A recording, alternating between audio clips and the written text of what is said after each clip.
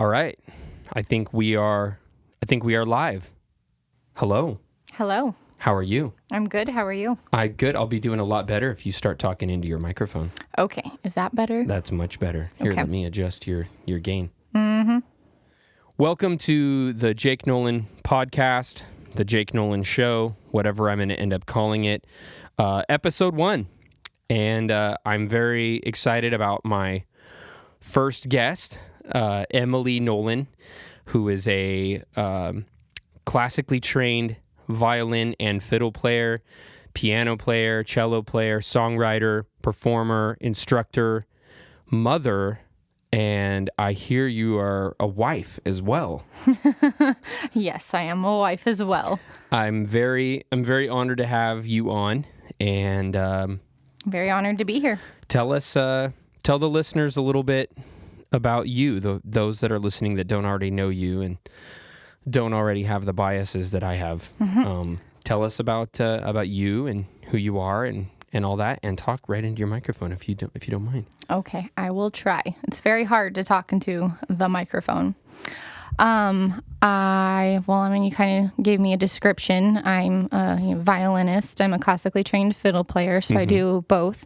I do the Bach, the Beethoven, and I also do the Irish jigs and the hoedowns. And Speaking of Irish jigs, I'm just going to interrupt you for a second. So we're just a preface. We're very tired. We'll get to that later on in this episode, but we're very tired, and we have our little nightcap here with us. The girls, our kids, are with the babysitter, and so cheers to a first episode, to having children being watched and all that good stuff. Gotta love Redbreast. For real. And I'm not gonna. Good thing you're Irish. I could make jokes, but I will refrain. Gonna try to keep this podcast as PG as possible. So I told everybody about what you do.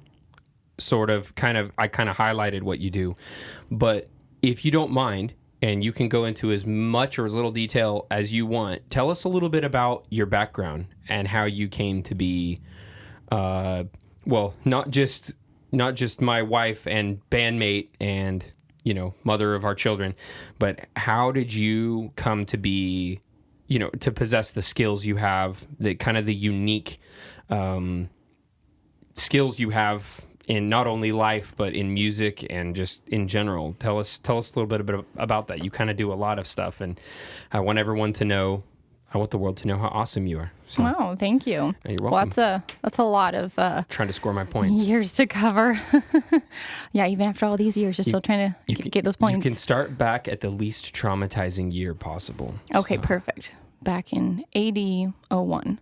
AD 01. Wow. Like AD 01 or AD 01? 01. I was like, all right, we're jumping going way back. 6,000 years into the future when Emily was a baby. Some Terminator stuff going on. That would be fascinating. Sarah Connor. Terrible Arnold impression. It's okay. You're forgiven. Yeah. Okay. Well, moving right along. I'm one of 6 kids, 5 daughters. I'm the middle daughter, and my 2 younger sisters and I were homeschooled. And my mom went to a homeschooling convention, and one of the speakers talked a lot about how music education when kids are young is really important for their mental development. Definitely. And so when I was 9, my mom decided to put my 2 younger sisters and I in piano lessons, and we had to do that for 2 years, and then we could pick something else, a different instrument to play. And so I decided to play the fiddle because I'd seen one of our friends play Swallowtail's Jig, and that's one of my favorite jigs. I love playing that song live. That one's really fun. Even after all the years we've played it, that one's still one of my favorites. So for those of you that don't know, I'm going to interject now and then, because the family I come from, very loud Irish interrupting family, just to kind of highlight her story. Emily and I, have formed a what we call a Kelternative or acoustic rock duo, where Emily plays the violin and sings background vocals and sometimes stomps on the floor and interacts with the audience, and I sing and play kick drum and play the guitar. And our band is called the Gnarly Pints, and we started our band as a way to help pay for our wedding. We got engaged, and we were like, oh, weddings are expensive, This costs a and lot we're of about money. to get married and start our life, and we have no money, and we were poor, and so we started this band, and it took off, and we toured. We toured the West Coast. We released a bunch of music. All of that. New music coming. We'll get to that in a little bit, but please continue. So you were talking about learning jigs and all that stuff. And okay, ready, go. I just had to interject. You're good. So when I was then 11, I'd been playing the piano for 2 years, and then I heard a friend play swallowtail jig, and I was like, I want to learn how to do that. So I was 11, which learning an instrument or learning violin, 11 is usually old for someone starting out. So I was a little intimidated with all of these younger kids learning to play the fiddle. But it was something I really wanted to do. And so I really put a lot of time and effort into it. And I just fell in love with the beauty of the violin. So for about 6 years, I played both instruments, and we would do classical lessons in Reno with an instructor from the Reno Philharmonic, and then we would have fiddle lessons on another day during the week, and then another day we would have piano lessons. So we had music lessons 3 days a week. Tons of music lessons. All the music lessons. So you had probably more lessons, though probably unconventional. Yeah. Like probably the amount of lessons that you had for not only for the era, but also for where we were geographically, where we grew up. Absolutely. Emily and I grew up in Northeast California, and Emily grew up kind of nestled in high up in the mountains, like very alpine, very dense woods. I grew up on kind of the high desert area of that. It's a very kind of a geographical anomaly. Anyways, so yeah, there wasn't a lot in our town. There were a few talented instructors, but not really until I got older, when I found Doug Sheehy.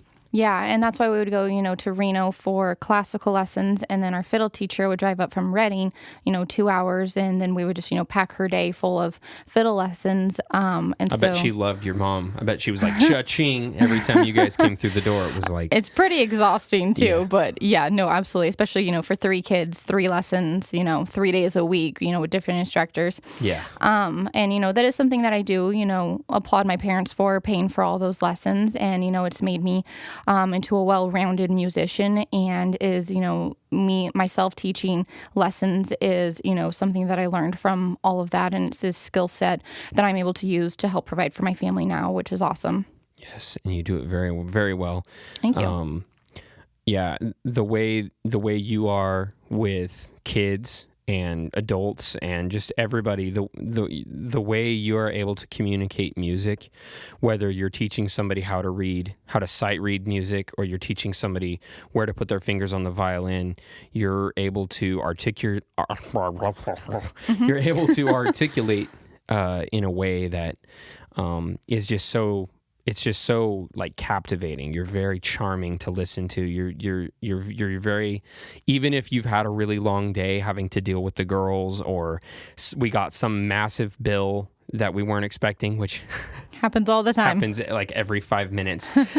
You're still able to. It's almost like a performance, but it's not a performance because it's authentic. Because I know you. I know you know when I'm performing. Like right now, you probably are like, he's performing a little bit for this podcast because... No, you're being pretty genuine. But when you're teaching, you are so charming, and it's like, it's you, but it's like a very refined part of you that has to come out in order to get to articulate these lessons. And I've always admired that you do that, because I feel like I wear my heart on my sleeve when I teach guitar or whatever I'm teaching. And if I'm having a bad day, I'm very just like emo during my lesson, and I don't want to like cover anything. But then if I'm like having a good day, then I'm all like musically inspired, and I feel like I could, I could break the, new frontiers. The sound of barrier. Yeah, break that too.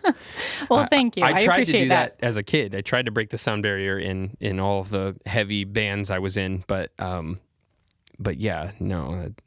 takes a lot to... Anyways, I digress. Okay, so you've talked a little bit about your music background. You've talked a little bit about kind of what we do. What do you want to talk about next? There really is no rhyme or reason, folks, to this podcast. This is kind of an experiment more than anything because for those of you that don't know, Emily and I are... we're kind of a rare breed. We're not only self-employed musicians, we are self-employed musicians with multiple streams.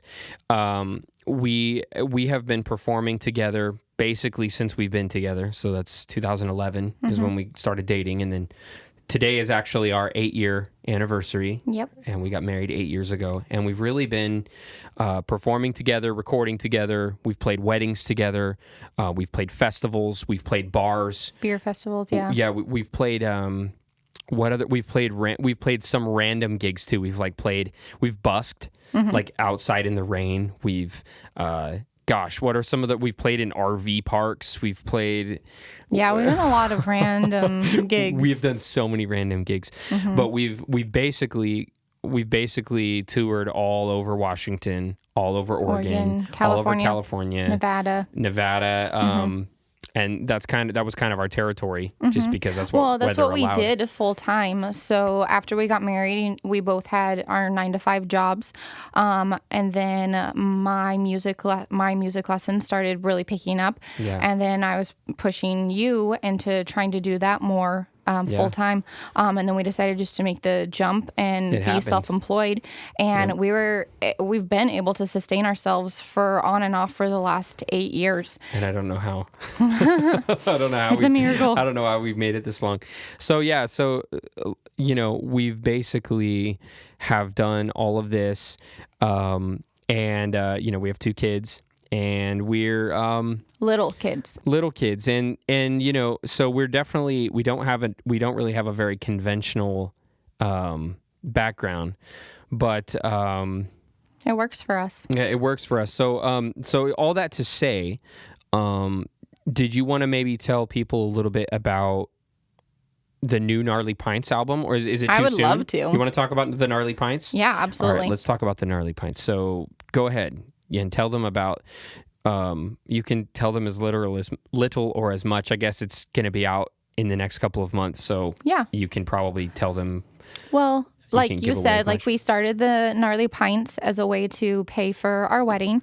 And it surprised us how much it took off. Yeah, and people just really liked our sound, and that's something that's been really nice. Like Jake said, we call it Calternative, but it's my classical and fiddle background meeting his rock and kind of heavier upbringing.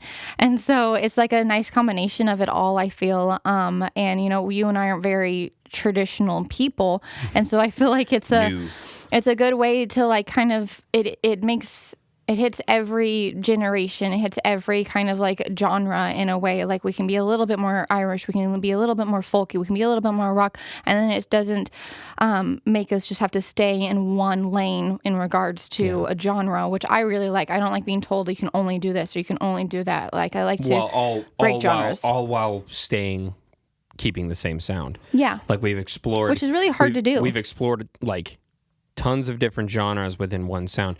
So how long have we been working on this new album? This new album we worked a lot on, well, at least on and off for 3 years, I would say. We got surprise pregnant with our second daughter. It happens. It does happen. And that kind of put a wrench in all of that. And then moving states and, postpartum, from having 2 kids semi-close together. And so I wasn't in a good place to really do a lot of creativity. And so now that they're older, I feel like especially in the last year, and then, with COVID, we've had a little bit more time on our hands to do what we've been wanting to do. And so we've really, in the last year, just really dived in and really finished these songs and got the lyrics done. And so I'm so proud of this album because we have literally defied the odds getting it done. Yeah, we maybe it would be a good time to tell them a little bit about the name of the album and kind of the theme about the album, and that kind of ties in with some of the odds we have defied. You can start with that. All right. So the name of our new album is Vendetta, like the movie V for Vendetta, or the word vendetta, which basically is like conflict, going head to head, a fight, a feud, a vendetta. The inspiration, probably as it pertains to everyone, something that everyone can agree with, and you can interject, Emily, if I'm kind of steering too far off of the trail here, but basically it's no mystery how much we have all fought, whether it's online or with family or with friends. The conflict seems to come from every side these days, especially since COVID started. And everyone is got their opinion about politics, religion, the state of the planet, all these things that we've become so polarized with. And rather than locking arms and trying to find solutions, it's just this feud. It's just this vendetta. So that's kind of the more like surface level theme for this album. But I think for Emily and I, it's a little deeper than that. I don't know if you want to touch on that a little bit. Well, yeah. Let's get raw get dirty. and dirty. Yeah. Well, I just feel like, we've really struggled, especially in the last few years, and that kind of has been the fuel for this album. And, it is a little bit heavier. It was a little bit darker than our last album. I pushed for that. I pushed for it to be heavier.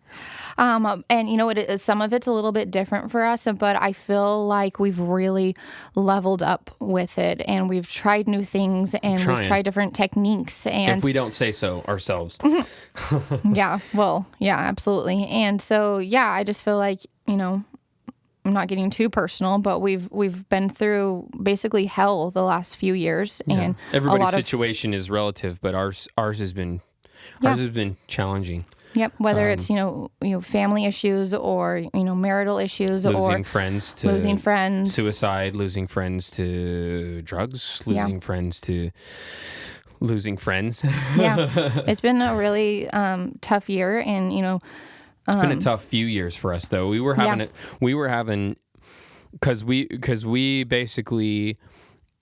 We've kind of moved back and forth between California and Nevada. We've played a lot of music. We toured with Kevin Max from DC Talk. That was cool. That was awesome. And that set the stage for a lot of other things that led to some other relationships, which eventually took me to LA last year in 2019. For those of you listening, that was 2019, the year I'm referencing. And I recorded basically a major label caliber EP, just like a rock EP, just for Jake's own music, for my own music, and all while writing Vendetta for the Gnarly Pints. And so it wasn't until like winter of 2019 that we started tracking the percussion, the kick drums, and kind of you and I sort of finalizing these songs, which probably, I don't know if you agree with this, but it's probably been the most haphazard album we've ever written. I mean, we've only written one full-length album together before, and then we wrote the California EP, and then a bunch of other singles. But go ahead. I'm sorry, I'm kind of hogging the. No, you're good. You're better at talking than I am. Well, I don't know about that. The listener may or may not agree with you, so we'll leave it up to them. But no. Go ahead. You have the floor. Maybe tell everyone a little bit about how you feel about what Vendetta means to you. Just tell everybody what Vendetta means to you, what these songs mean to you, what you hope they will do for the listener, and what you hope they'll do for you and for the Gnarly Pints. Well, for me, I feel like it's kind of a capsule of all the pain and hurt and hope that we've felt the last few years. And I feel like it's almost like I feel like it shows how dark times can be, but also how you can still have hope at the end of it, even if it feels like it's the worst time in your life and nothing can ever get better. I just hope that whoever is listening to these songs, like no matter where they are, that they will be able to like come face to face with their own problems or their own issues, and then know that you can come out on the other side and things can be better, and you can still have hope no matter what, even in the darkest of times. I don't think I could have put that into words better myself. That's exactly what I hope. And, the selfish part of me being the producer of this album, wants people to be like, whoa, they sound better. Whoa, they've leveled up. But I think people will see that too. I hope so. But I think what you said is more honest or not more honest. Well, yeah, more honest, but more, what's the word I'm looking for? More important, more vital, that people are impacted in a good way. And I think that there's a shortage of music that impacts people in a good way. I mean, don't get me wrong. Some of the songs in this album are flat out depressing.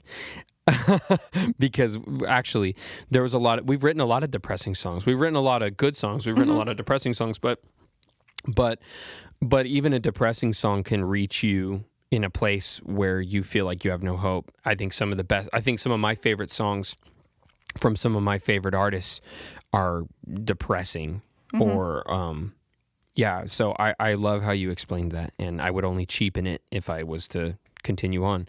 No, you're good. So, what do you think is with COVID, with the obnoxious couple of years we've had going back and forth to LA, touring, raising kids, weren't you selling solar for a little bit? I was. Yeah, that's a whole other thing, huh? That is now bye-bye. Yeah, that is bye-bye. No more solar. But so anyways, all that to say,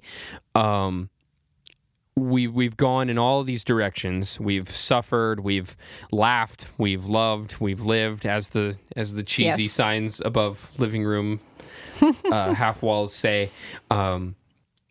Where, in spite of all of that, where do you see the Gnarly Pints going? Like, what is the future of what is the future of the Gnarly Pints in this uncertain world, and in a world that was already uncertain for us musically? Right. Well, I feel like a lot has changed, especially this year with COVID. And I know that, it's been basically hard for everyone in some aspect because of COVID. And I feel like hopefully all of this will be over soon so that we can get back to touring, so we can get back to performing. Like, I am starved for a show. I am starved for performing. So many people are. Yeah, and I feel like we need that connection. We need that, like, camaraderie-ship. Like, music is something that everyone can agree on. I like that. I don't think that's a real word, but I like it. It is a word. Camaraderie-ship. Like, screw it. That's a word now. Yeah, it is a word now. That's part of the Emily dictionary. Yes, it is. Just everyone needs to deal with it. Sorry, go ahead. Exactly. I'm the reader. I've got 380 some books, so yes. So I know a word or two. I'm gonna just say it's a real one. You've read enough words. You can augment reality in terms of the English language. You bet I can. So, so you're talking about people are starved for concerts. There are actually a lot of my professional colleagues and just some of the people I admire and follow on social media or whatever, are saying that basically we are headed for, there's a lot of pent-up demand. Oh, absolutely. And music is one thing that everyone can agree on. Like, it's something where, like, no matter who you are, what you believe in, what you do for work, everyone can agree on a band or music or anything. You would hope so. You would hope everyone could. I mean, like, I don't know about you, but I miss the days when that was the most controversial thing was, oh, this band did this and this band did that. And, like, instead of it being this, like, Donald Trump said Joe Biden said this, and then everyone's like, I hate you now. Like, I miss the days when, like, arguing about bands was, like, the biggest thing. I miss it, honestly. Like, it was honestly, like, cool. Like, if you could argue about a band. Yeah, it was cool. But, like, and cool. I also feel like that's kind of played into everything that's been going on, especially even like the last few years. Like, even though social media is good, it's become a trap for so many people, and it's so depressing, and it's not real. And no, it's not. It's like, it sucks too. Like, that's it's changed one of the society. It's changed it us. Has. It's changed relationship. It's changed our relationship even. Yeah, because of all the work we have to do through social media. It's one of the only ways we can get business, and it really sucks because it upsets me. Like, I hate being on social media, and I wish I could leave it, but we need it for work, and so it's like it's a catch-22. The crazy thing is, and I'll probably get censored on certain platforms for saying this, but I don't care. We've already been kicked off of Twitter. That's a whole because other story. Jake said, No. We don't. Oh, need to, come on, it's funny. All right, it's funny. Go Jake said COVID-19 sounds like a football play. It does, and we both got banned. That was back in March, and so it was. I thought it was before, funny. It was before we all kind of had the magnitude of what COVID really was. All politics aside, all. You were just being funny. I was just being funny. I was like, COVID-19, hut. That's what I'm thinking, I was thinking Monsters, Inc., and it's like a 2319. Yeah, it's a COVID-19. and I thought that was funny. The moment I hit the send button, my account got locked. The Gnarly Pints got locked. I got locked out. Basically, any account I was associated with got locked. And it was like a steady amount of fans that I had. And okay, for those of my fans that are listening that have seen me on Twitter, y'all know I'm crazy. And I'm not going to pretend that I haven't tweeted some really crazy things over the years. Mm-hmm. But the fact that I could get censored for saying that and not censored for anyways, we don't want to go down that rabbit trail. We were talking about the future of the Gnarly Pints. There was some point I was going to make, but we rabbit trailed too far, and the future of the Gnarly Pints. I'm not going to lie, I downed my whiskey, and so it's kind of like anything goes now. Perfect. So, in fact, that reminds me. Speaking of social media and speaking of anything going, did you want to live stream part of this, or are you just kind of like? I think that your friends would be really pleasantly surprised. Yeah, that I'm doing something. Because you're coming out of your cage and you've been doing just fine. Because you're Mrs. Brightside. Right. I don't even know how to go live. Here, I'll do it for you. Okay. Yeah, I got this. Yeah, she wasn't lying when she said that she hated social media. She really does hate social media. Very much. So I'm gonna just hold this. My time is valuable. Your time with other things. Your time is very valuable. Mm-hmm. It's checking connection. I have a violin curriculum I'm working on. I've got new Gnarly Pints music to keep working on. I've got to practice my violin. I've got to practice my cello. I got to practice my piano. You got to get ready for the 2021, 2022 show. I circuit. do. Yeah. I have to take care of my kids. We've got to cook. I've got to clean. I got to take care of my husband. Wow. I'm basically your secretary. Honey mama don't give a shh. I don't have time for social media. It's ridiculous, Bob. That's ridiculous, Bob. Mm-hmm. That's a little... So every now and again, you might hear like an inside joke. We have lots of them. We do have lots of them. So for those of you that are tuning in, Emily is live on Instagram, but she is on... They featured on my podcast, the Jake Nolen podcast, or the Jake Nolen Show. I like the Jake Nolen Show. The Jake Nolen that's Show. Cool. Easier to say. We might release this episode. Well, then I guess it's already going to be decided by the time people listen to this, which is fine. Show? You think it's show? Mm-hmm. Yeah, we can come up with a cool logo for that. Then I'm going to have to get better with video. Right now, we're filming Emily on an iPad, and we're filming me on my iPhone. And we would have filmed her on her iPhone, but her storage is full. Well, I also have the smallest amount of storage. She also has half the storage capacity that I do. I'm just being a hipster. Mm-hmm. And I'm working myself into an early grave. Yes. By continuing on. So next subject. I don't think. See, I don't have friends. People don't. Oh yes, I don't have a lot of friends. Okay. Yes, you do. But I'm gonna upload this and say hi Instagram. Hi Instagram. Bye Instagram. Bye Instagram. Say can't wait for you to stream this episode when it comes out. Okay. End now. And so I did do that. Mm-hmm. And share to IGTV. I don't know. All right. Thank you. This will be cute. I'm going to find the cutest frame. Yeah, we'll keep talking while you do that.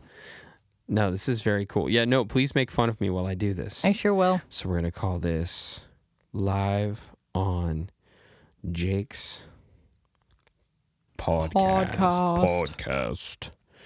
Description. Mr. Potter. And description will be emoji, dancing woman emoji. Perfect. Sounds lovely. That's like the power female emoji. It's not like feminist, but it's also not like, oh, I'm a delicate. It's like the dancing woman emoji signifies power and elegance without being overly I better stop right there. Yep. Yeah. She's a dancing queen, young and free. Only 17. Oh, yeah. So we'll let that upload Thank there, you so I much. guess. You're welcome. Such and such has a new boyfriend, it looks like. Yep, sure does. So, so I actually don't even know how long we've been talking at this point. You're all good. Looks like the ballpark of About 30 minutes. 30 minutes. So yeah, we are actually recording this from my studio. No side recordings in Northern California. I apologize for any audio discrepancies. Again, as this is our very first podcast, go ahead and, is it uploaded? Nope. It didn't upload? All right. Do you have enough internet? Do you need to connect to something? Who knows? To do that? Right on. Okay, so we've talked about your background. We've talked about the Gnarly Pints. We dove into censorship there a little bit and social media, and so a little bit of that. Should we dive into your background? And this okay, so now make no mistake, you're a guest on my podcast. Oh, okay. So I'm not supposed to suggest anything. So overwhelmingly, my personality should bleed through, but I don't want to steal away from what you have to offer because you have a lot to talk about. And I know you're anxious to get back to your books and to get back to your violin and your my mommy things. Your Downton Abbey shows. Oh gosh. Downton Abbey was a long time ago though. It was a long time ago, and it got it didn't get bad because that show was amazing, but it it got got meh. Well, political? Did it get political? No, it got to a little uncomfortable, at least for me.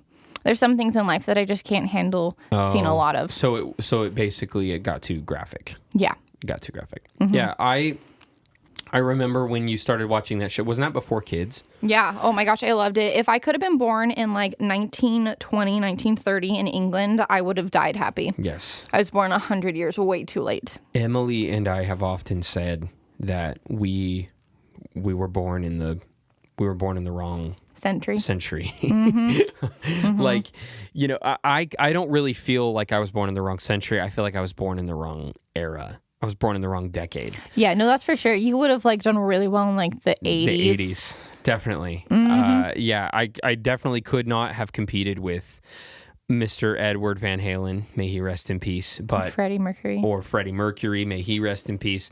But I really do feel like there was something about the music industry, especially back then, that while it was way crazier, and there were other dilemmas like, oh gee, do I go ahead and hit this cocaine that's being offered to me, or should I not? So that I can function on tour tomorrow, which I'm sure is still a problem for some musicians. But nowadays, I feel like in the 80s, like the 60s, 70s, 80s, it was like drugs were cool. It was more of like a party. And maybe that's where people kind of got this cliche that musicians don't do anything and that musicians don't work and that musicians was because there was so much of that like, woohoo, I'm a rock star, doing drugs, sleeping around, playing rock music, writing songs, traveling around the world. There was this kind of happy-go-lucky connotation where I feel like nowadays, because of how hard you have to work in order to actually make money doing music, as you and I know better than most independent artists. Yeah. There really isn't any room for that bull malarkey. I don't know what I can and cannot say. I haven't really gotten there yet. Emily and I are both trying to clean up our language. Okay, I'm trying to clean up my language. I've got the language there you problem. Go. Good job. The kids are getting older. They're repeating words, and so, anyways. But wouldn't you agree that like you really can't, it's so tedious. It's so competitive. The market is so saturated. Yeah, and you have to do everything. You have to be like the graphic man designer, of all the traits. manager. Yeah. Yes, you got to do everything. The production, the recording. So if you're gonna do drugs after a show, like it's gonna cost you because you have to get up the next day and you have to promote everything you did the night before on social media. So you're really just shooting yourself in the foot. So it's exhausting. Yeah, so it's already exhausting, and so to add those other layers, I mean, like we've had some pretty fun nights where we didn't get into trouble. We've never done cocaine. We've never done cocaine, but we've had nights where we had one or two drinks, and stayed up really late playing a show and hanging out with friends, and like that's fun. Like I feel like that's to me, that's more memorable than getting into trouble like that, and that's and some of our best memories, whether they were playing shows just as the Gnarly Pints with other bands, like, some of the great bands we've played with over the years. Men of Worth, Passive and Company, bunch of really like people that were our friends, but also were really talented musicians and artists in their own right. Those memories are more special to me, than if we had like gone down this like dark, crazy path with like drugs or whatever else it could have. Well, and I think that's what's really important now too is the friendship you get out of a lot of these shows, like whether it's with managers of venues or promoters or just the people that you meet through this industry. Like some of these people are amazing that we never would have met. Like we still have friends from Washington and Oregon that we've just met on tour, and we've just become good friends, and like that wouldn't have happened if we hadn't decided to follow this dream. I want you to say tour again. Why? I can say words. I can say tour. I can say ambulance. Shut up. That's ambulance for those of you tuning in at home. What was the other one? Kitten? You're adorable. Kitten? Yeah. Yes. I can talk. Yes. I just choose not to. I know. You're so funny. So, Emily, one of our inside things with our marriage is kind of we each kind of have our own speech impediments. We really do. We both have we were both homeschooled. And so kind of the way we came up with English and words is very unconventional. And so because of that, one of the new songs on our new album, Vendetta, is called Ruin. Because, Emily, could you say ruin? I'm good. I think the people want you to say the word ruin. 3, 2, 1. Ruin. Oh gosh. Okay. She usually says rune. No, I do not. I can say things like an correctly. Ancient rune. My mind goes so fast that it makes sense in my head, but by the time it gets to my mouth, it's just a blah, blah, blah, blah. I do the same thing. You don't. No. You are so much more quick-witted than I am. Not tonight. I'm so tired from everything that's been going on recently, which, some of it is public knowledge, most of it really isn't. But I'm so tired that I feel like my comedy, the only saving grace I've had this year with like keeping up my comedy has been memes. Oh my gosh. You've found some really good ones. I found some memes that I can't even talk about on this show because they're so good. They will trigger 50% of my listeners. Everyone. And I want everyone to listen in, and so I don't want to trigger anybody now. That would be trigger me timbers. Trigger me timbers. That's a good one. Trigger my soul. All right. Well, so we probably have another 5 minutes or so. What would you like to conclude? Well, no, I want to leave that up to you. So we've covered a lot, and this has been really fun. Yeah, this has been awesome. And I feel like, the biggest, news for us is our album, Vendetta will be finished by the end of this year. For you also. Yes, for me also. I want this to be about you. Absolutely. I'm so stoked to have these songs out. It would have been cooler if we could have released it on November 5th, but this year's been shitty. Yes. And so I'll bleep that out later. No, it has. This has been a shitty year. Yeah. And there's really no way around that. And I think that if somebody didn't have a bad year this year, they were probably making a lot of money off of people with selling masks or whatever else. Who knows? Yeah, no, I agree with you. I'm really excited to have these songs done. There's a whole bunch of other projects I'm working on. I work with a lot of really talented artists here in the North State and kind of beyond. I've had the opportunity to work with some artists. I worked with a band from West Virginia, awesome band. Last Year's Model. Their new song Rendezvous is coming out the end of this month, I believe, and I got to mix that, it was mastered by Hans Decline, who's worked with U2, and so that was an amazing honor. But I'm really excited. There's just a lot of really cool stuff. I've got a couple artists that have just released new songs. Kennedy, a friend of mine, a client of mine, Katrina, also known as Jade. Her new song's coming out. Bunch of cool stuff coming down the pipeline. A band, they're like a cross between. They're like Michael Jackson meets Black Sabbath. It's amazing. They're called Stoic Before Dark. I've had so much fun recording their album, producing their album, and so many other people. It's been wonderful to see how much that has grown and all the amazing people we've met through that, and like Chloe and like all sorts of awesome people. Yeah. And so, it's amazing, like how, like, whether it's performing or recording our own music, or you recording local bands or bands from all over the place, and then our teaching, like, we have a lot of different hats we wear, and, and we have to. Because it's how we do it. This is how we provide for our kids, and we probably are a rare enough breed that a lot of self-employed musicians that are able to be more savvy with the social media, and they have the glossy perfect photos, and they're able to blog consistently because they don't have kids. And I think there's also a stigma that comes with being a creative person having kids. I think the greatest thing that we've seen in recent time to really show what a creative parent looks like is the movie Where'd You Go, Bernadette? That movie's amazing. With Kate Blanchett as... I mean, that movie it's like one of those like Secret Life of Walter Mitty, Dan in Real Life, what is Stranger Than Fiction, that Will Ferrell movie. It's kind of that genre of movie, just those fun, feel-good movies that are really like creative, but they show, Bernadette, the main character of that movie, she's this brilliant architect that stops creating, and she starts driving everyone around her crazy.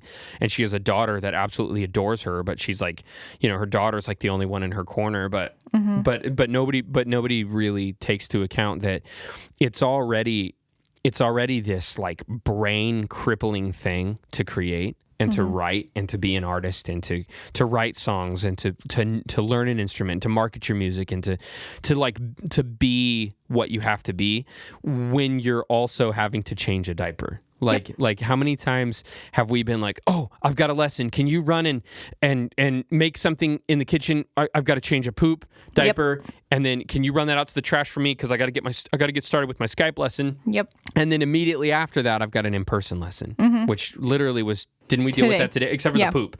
Because we're almost potty trained. Almost. Yeah. No, she's good. She's good. Okay. She's potty trained. Yeah. We've got two potty trained. We're potty trained now. We're potty trained now. But like on the flip side of that too, like, it's a lot of work. It's hard. They're young, and they won't always be this young.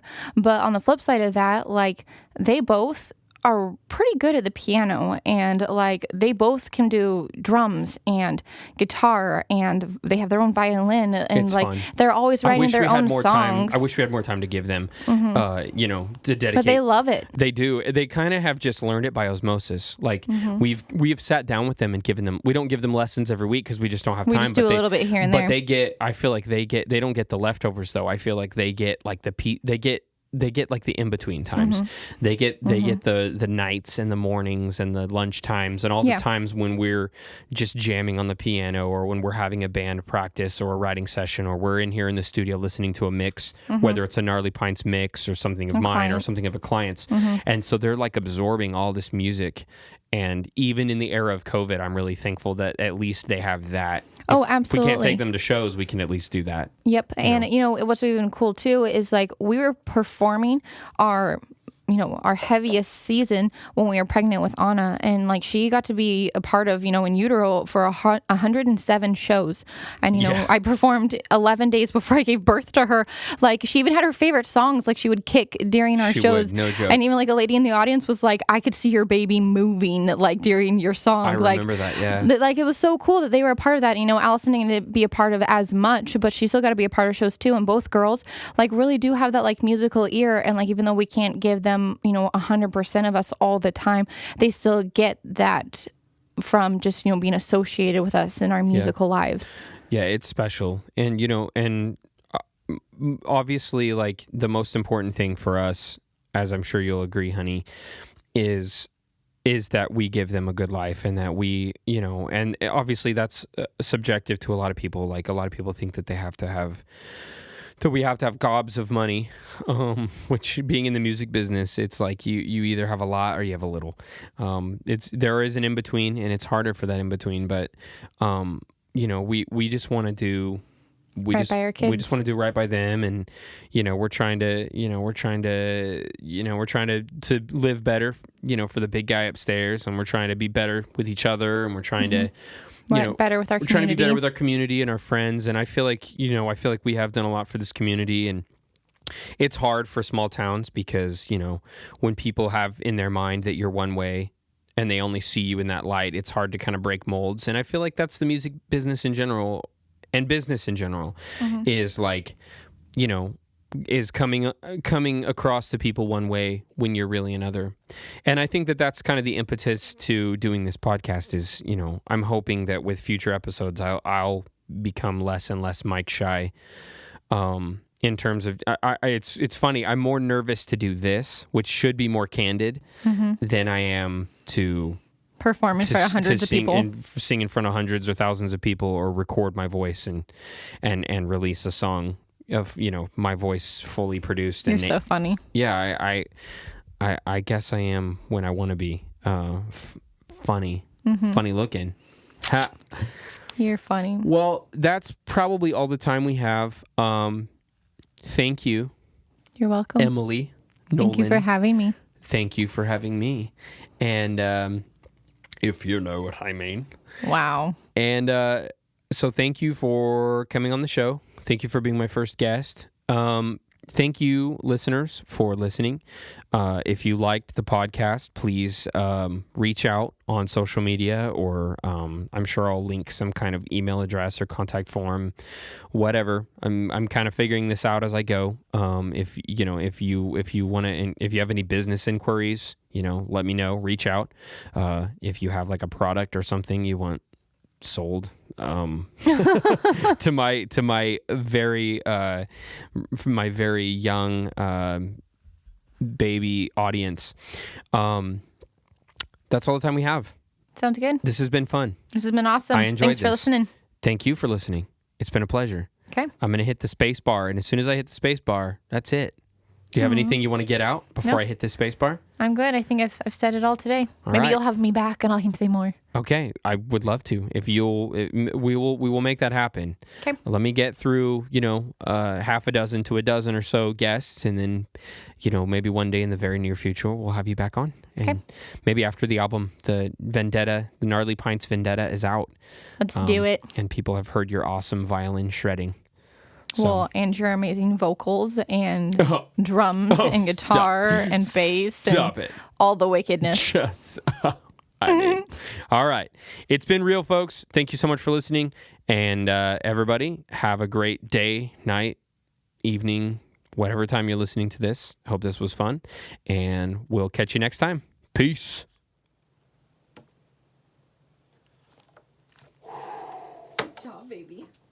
That was fun. You should stop your video. I should start my video. Did you